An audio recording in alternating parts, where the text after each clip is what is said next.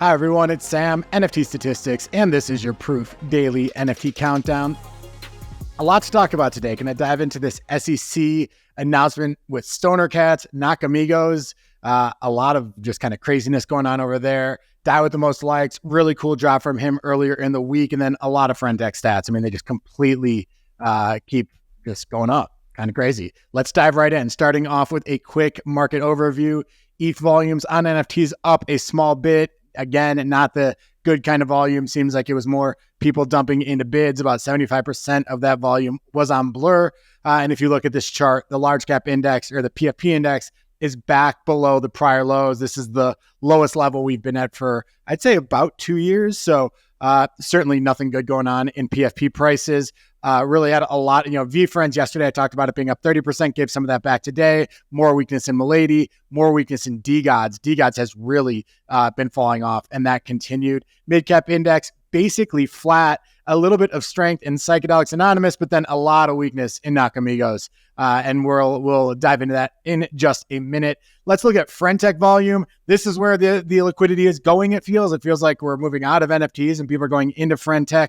So much liquidity, and you can see that right here. Overall ETH volumes were at an all-time high for FriendTech, well above where NFT volumes were. In terms of total fees paid, almost $1 million paid to creators. People are always giving me a hard time because I use the word creators. I'm using the word creators. I know it's ridiculous. I know a lot of these creators are just saying GM, but I'm using it anyway. Almost $1 million of royalties paid on FriendTech compares to pretty abysmal numbers there on NFTs. And then as far as unique buyers go, unique buyers were more than 2x as many on FriendTech versus ETH NFTs. And I don't have it here, but if you actually look at the charts of Racer, of Levi, of a lot of the absolute top FriendTech charts for their keys, they're really all up only. So it's not just activity, but prices are going up and up. Well, my view on this is one of the things that when I worked at Goldman Sachs, from 2004 to 2012, worked in Asia there. China equities were completely on fire. And, one of my bosses said to me, he goes, it takes a great narrative to form a great bubble. And I think that you have two things going on here. I mean, clearly, I think these prices are getting well ahead of their fundamentals. At the same time, a lot of people are talking about all these great use cases for the product. And I think they're both actually true. I think you have kind of a bubble forming around something that has pretty good use cases. And we're seeing them both kind of rise together. But let's get back to NFTs. Talking about art projects here. Most volume was with Distance by William Upon. No surprise, as it launched just a day or two ago. Then a few Chromie Squiggle sales and a really nice Vera Molnar trade. Let's look at that. The Vera Molnar trade, 10 ETH. For this, one of the top sales that she has had in that upper left, Memories of Qilin. This Hongbao palette tends to be a desirable palette for Memories of Qilin. That sold for 3.4 ETH. We had a Meridian sell for 7.9 ETH, a touch above floor, and then a Distance by William Upon for 3.9 ETH. One of the highest sales that we have had in that project. Very cool NFT there. So congrats to all the buyers there. Second thing to talk about, let's talk about Nakamigos and their drop. Nakamigos Cloaks. Here's what they originally announced. They just said Nakamigos Cloaks. They also had a blog where they kind of went into it. And the thing that was heavily controversial was that they were charging everybody 0.05 ETH for a Nakamigos Cloak, including holders. So holders were only getting basically a first shot at this. That was the only privilege for holders. It was actually what happened with Azuki and then Beans. Everyone had to pay the same 2 ETH for the elementals, and we saw how that ultimately went. But it was kind of a similar format. So it's not unprecedented, this idea of just giving your holders first access, but that only works if the NFT is in hot demand. And I think when you have a 20,000 NFT project and you add 20,000 more, people don't expect that to be in hot demand, especially when there are only 5,000 buyers of NFTs every single day. Nakamigos responded, they reacted, they saw the price go down, they heard the community upset, and they changed it. They said that the cloaks will be free for holders. So presumably you have 20,000 Nakamigos, they're going to be 20,000 cloaks. Presumably they would go to all the Nakamigos. My guess is that they will require some sort of minting. As we know, a lot of people aren't paying attention, and there'll be presumably a handful left over for people who want to mint and pay 0.05 ETH, but a big change there. Let's have a quick look at the art. These are the main characters, different types of characters. And if you look at the blog, they go through a lot of what it all means, different items that are going to be involved. So it has kind of a similar look and feel to Nakamigos, but clearly differences as well. Again, 20,000 new NFTs. Let's look at what happened to the price here. You can see that the floor was kind of trending in this 0.25 to 0.3, 0.35, all the way up to 0.4 range. When they announced this, it completely crashed. And you can see that yellow dot there. That's the median of where the sales were happening. Went all the way down to about 0.19 ETH and kind of trended there until they announced the change. And once they announced the change, it pumped back up to about 0.25 ETH. 0.2, and actually got as high as 0.3, 0.32 ETH. But then shortly after that, it fell again.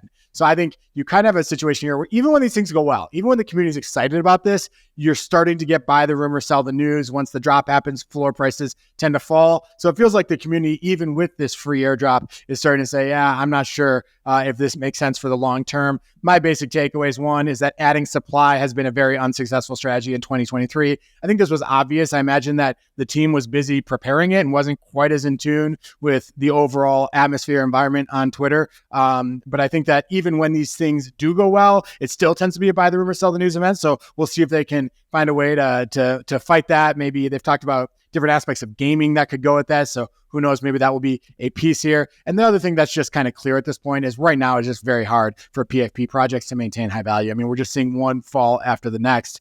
And I think, it's just a very hard environment right now for PFPs. Next thing to talk about, let's talk about the SEC going after stoner cats. Here's the headline of their news release. They said the SEC charges creator of Stoner Cats web series for unregistered offering of NFTs. Let's have a quick look at what stoner cats are. These are some of the ones that have had pretty high sales. A few sold as high as 55 ETH in the peak bull market. You had a couple for 20, this one for 15 in the lower left, and there's one in the lower right, so for 0.03 just a couple days ago. That gives you a sense more of what the floor tends to look like, but they're cats and they're stoners. It's pretty easy. Obviously, the humans up here apparently have a little bit more of a premium to them.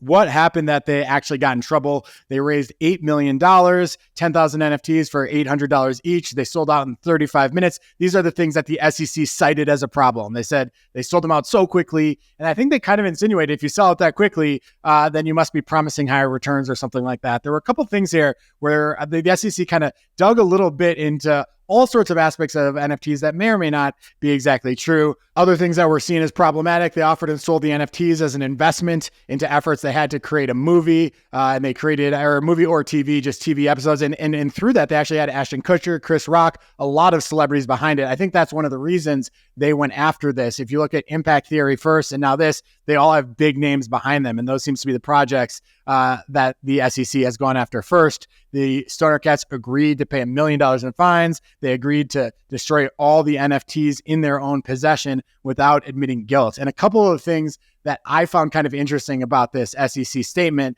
was they said a bunch of things that really seemed to just target the industry as a whole. They said the royalties created incentives to encourage individuals to buy and sell the Stoner Cats NFTs in the secondary market. What was interesting here, though, is I don't actually think they went and demonstrated that the project was trying to create fake volatility, trying to pump their volatility, trying to pump their transactions to pump their royalties. It tends to be a very bad long-term strategy for any project. The best thing you can do for royalties is just have a project that people want to be part of and see the price go higher. So they said this, they kind of attacked royalties without showing any evidence that they actually did it. It was almost like the mere existence of a 2.5% royalty meant implicitly that they were out there trying to create volatility. I thought that was kind of an interesting aspect to it. They also really kind of went after NFTs. They said, regardless of whether your offering involved beavers, chinchillas, or animal-based NFTs, under the federal security laws, it's the economic reality of the offering that guides the determination of what's an investment and therefore a security. So really kind of hitting at the heart of NFTs. And I can only imagine after seeing this that there'll be more projects that we see come under scrutiny. Will be interesting to follow that. One thing that was interesting is if you actually look at the price of Stoner Cats, and I pulled this from OpenSea, you can see that the floor price, this project's been dead in the water. It's been at 0.02 ETH floor for many, many months. And after this news, they pumped all the way to 0.08 ETH. And since then, that pump has dumped a little bit. And it's down to 0.04 ETH, but always kind of interesting to see how the market reacts to things like this. Fourth thing to talk about, let's talk about some art. Die with the Most Likes had a drop 2 days ago. It took me a little while. It's called Chub Packs. It took me a while to talk about it. Here he is, Die with the Most Likes, celebrating. He says he's through a 12-pack of high gravity. Hope you found the art you needed with the merciful casino lever. For those who don't know, Die with the Most Likes, I believe, is in Indiana, and it's a lot of really kind of like provocative art that pokes fun at society, kind of gets at the core of living in the Midwest in his experience, and just a lot of kind of interesting stuff.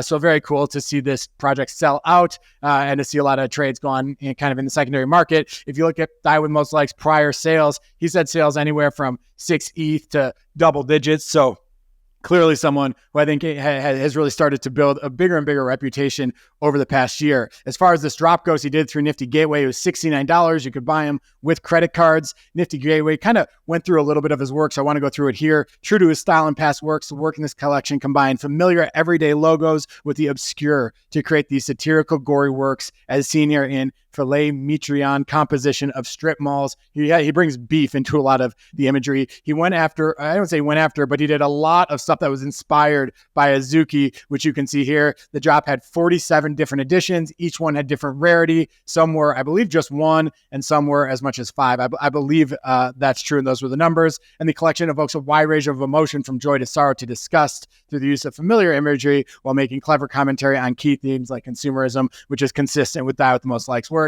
Here are a few of my favorite of the NFTs. This one on the left, a humble beginning, where it says, do you want a tip? And it says no tip, but I do want to give a GM. And he's touching that. A beef road, make beef, not war.